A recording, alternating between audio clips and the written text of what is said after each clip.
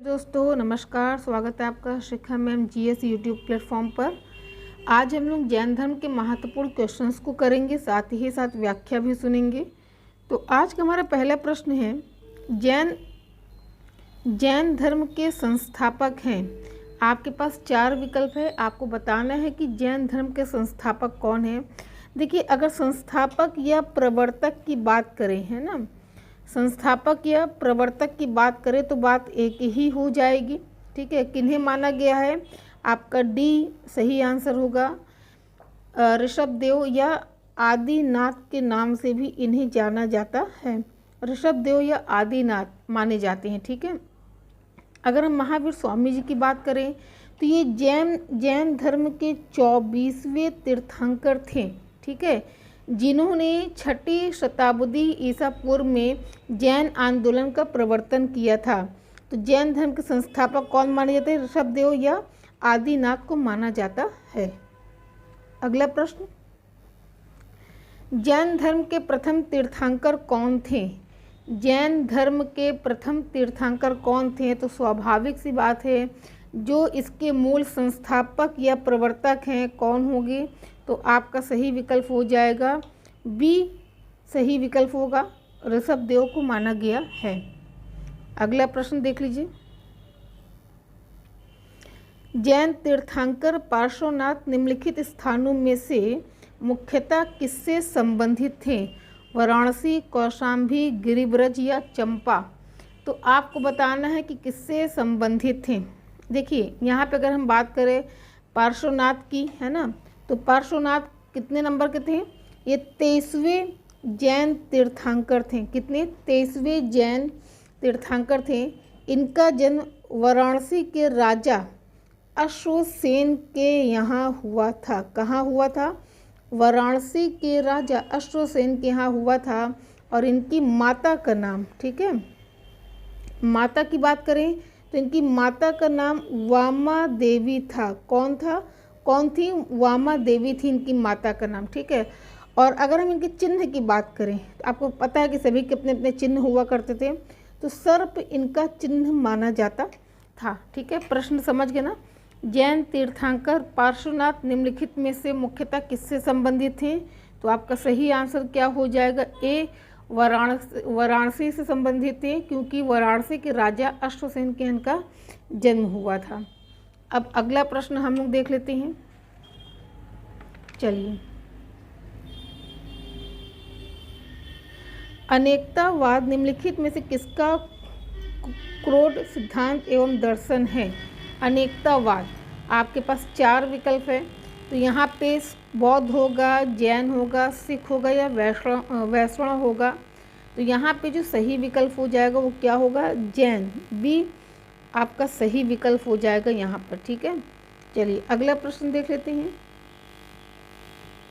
निम्नलिखित में से कौन सा धर्म विश्व विनाशकारी प्रलय की अवधारणा में विश्वास नहीं करता?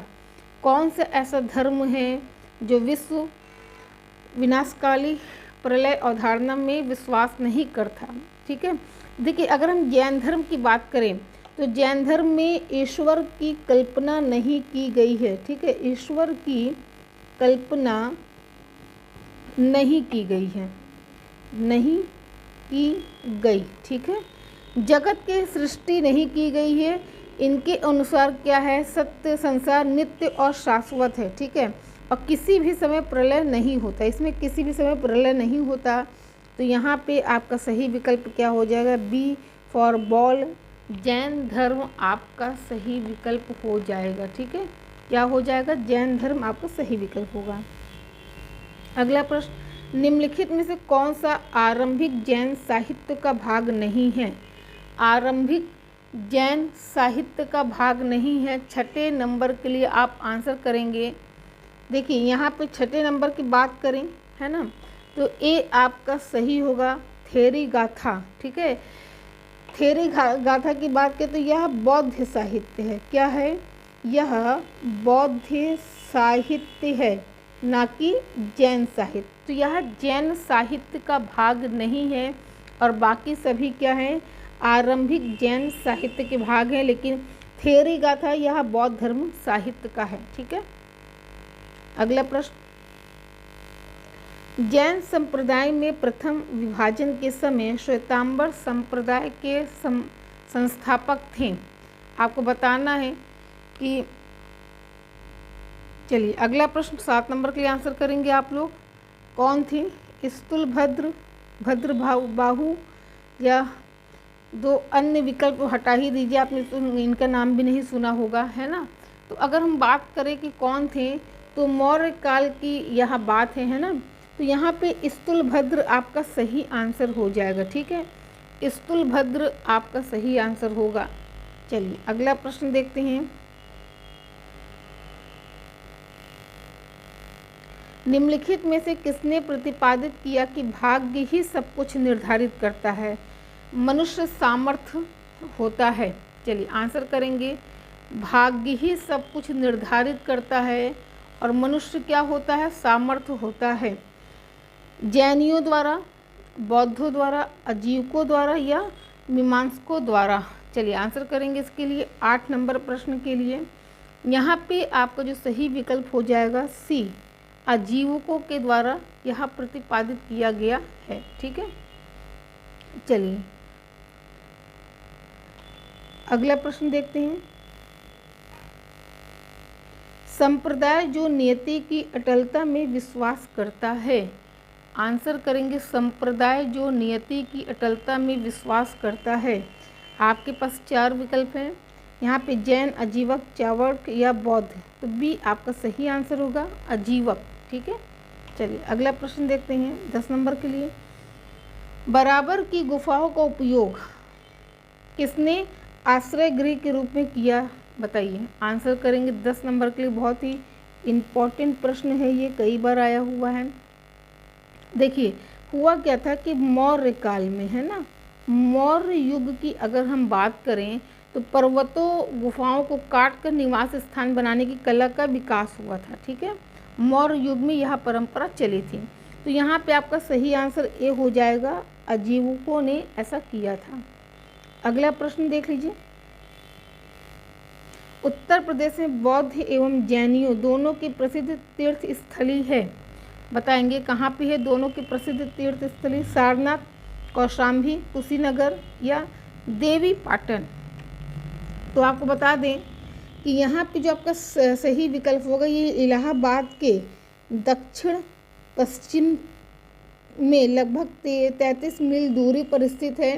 ठीक है, और प्राचीन काल में कौशाम्बी नाम से जाना जाता था। तो यहाँ पे बी सही विकल्प हो जाएगा आपका, बी। कौशाम्बी का बड़ा महत्व रहा है इतिहास में। अगला प्रश्न, महावीर का प्रथम अनुयायी था।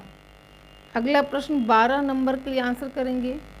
महावीर का प्रथम अनुयायी था, कौन था? जमाली, यशोदा, त्रिशला या अड़ोजा? बताइए। तो यहाँ पे जो सही आंसर होगा वो क्या होगा? ए, जमाली आपका सही विकल्प होगा। ठीक है, महावीर की बात करें, है ना, अगर हम महावीर स्वामी की बात करें तो इनके जो बचपन का इनका जन्म हुआ था 599 ईसा पूर्व में हुआ था और इनकी पत्नी का नाम यशोदा था। ठीक है, और इनको, चलिए इनकी पत्नी का नाम क्या था? यशोदा था, और इनकी एक पुत्री भी थी। अगला प्रश्न देख लीजिए।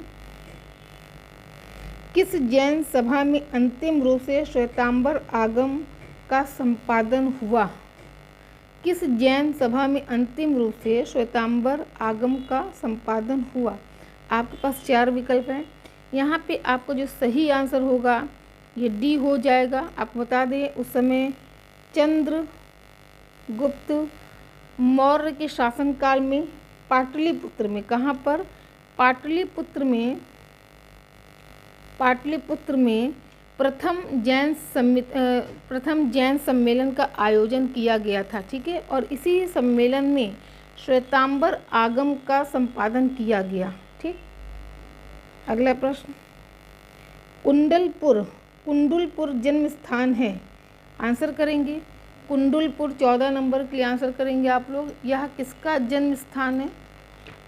चलिए अगर हम 14 नंबर की बात करें तो यहाँ पे सी आपका सही विकल्प हो जाएगा। महावीर स्वामी का जन्म स्थान है, कहीं कहीं कुंडग्राम लिखा रहता है, ठीक है, तो आप परेशान मत होइएगा। कुंडग्राम वैशाली के निकट 599 BC में इनका जन्म हुआ था और इनकी माता त्रिशला वैशाली के लिच्छवी गणराज्य की थी, ठीक है। अगला प्रश्न, महावीर जैन की मृत्यु निम्नलिखित में से किस नगर में हुई? महावीर जैन की मृत्यु निम्नलिखित में से किस नगर में हुई? तो यहाँ पे आपका जो सही आंसर होगा वो पावापुरी सही आंसर हो जाएगा, ठीक है। पावापुरी में इन्होंने अपना देह त्याग किया था और ये राजगीर के समीप स्थित है। कहाँ पर है? राजगीर के समीप स्थित है, ठीक है। अगला प्रश्न, तीर्थंकर शब्द संबंधित है, किससे संबंधित है तीर्थंकर शब्द?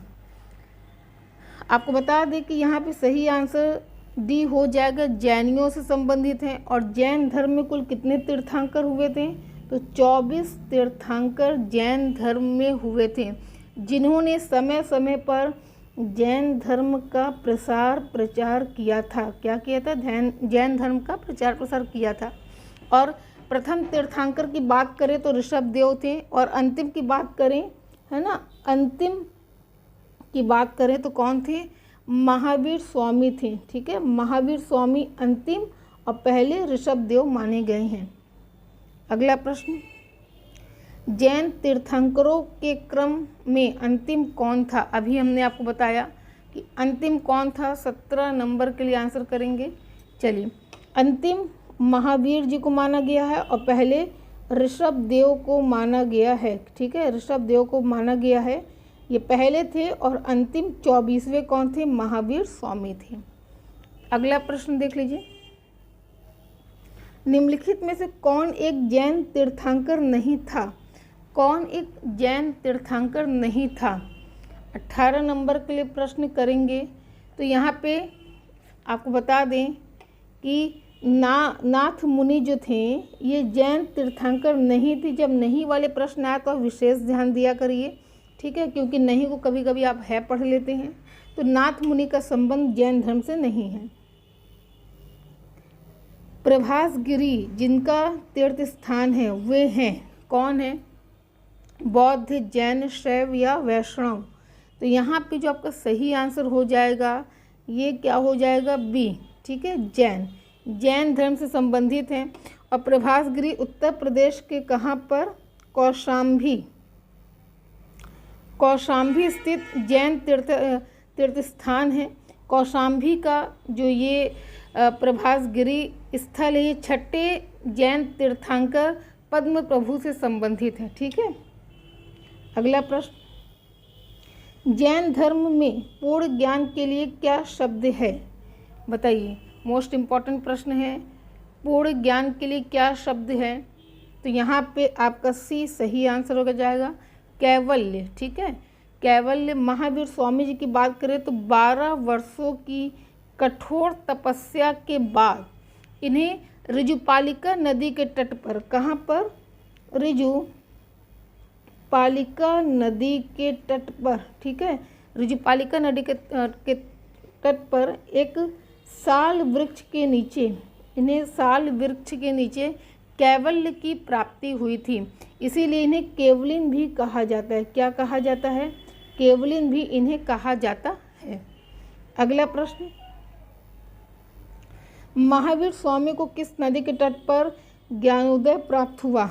अभी हमने आपको बताया 4 विकल्प है ना। तो यहाँ पे जो आपका सही विकल्प हो जाएगा वो कौन सा हो जाएगा? डी, ऋजुपालिका नदी के तट पर ज्ञान प्राप्त हुआ था, ठीक है। तो यहाँ पे हमारे 21 क्वेश्चंस कंप्लीट हुए। क्वेश्चन की संख्या कल से बढ़ी हुई रहेगी क्योंकि थोड़ा सा समय का अभाव है, लेकिन आप लोगों के लिए समय निकाला जा रहा है। बस हमारी वीडियो को शेयर करिए, यही आपसे गुरु दक्षिणा रहेगी और कुछ भी नहीं। तो चलिए हम लोग मिलते हैं अगली क्लास में। आज के लिए इतना ही, धन्यवाद।